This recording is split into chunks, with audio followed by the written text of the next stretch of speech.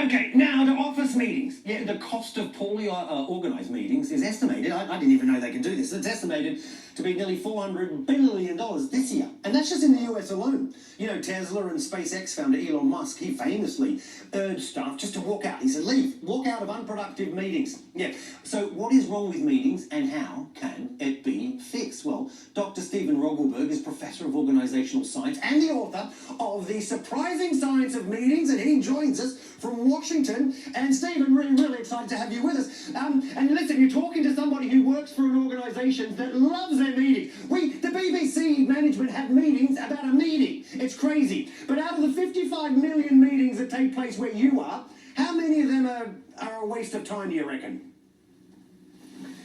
Well, yes, there are 55 million meetings, and I would say that a lot of them certainly have value.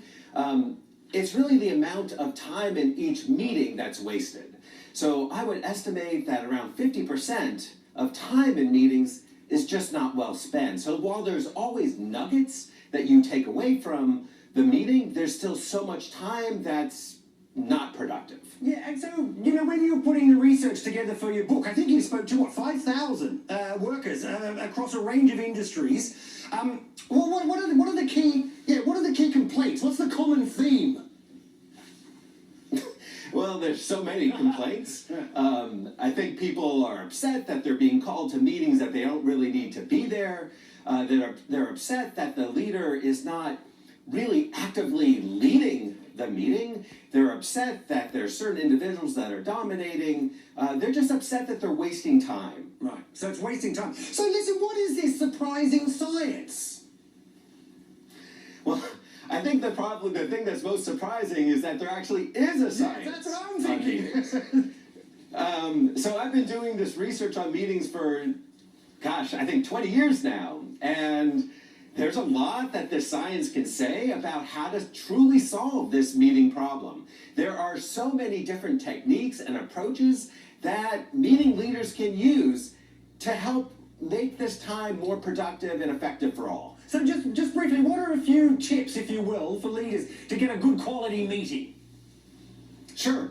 So first of all, the best meeting leaders do something differently. Namely, they actually think about their role as a steward of others' time.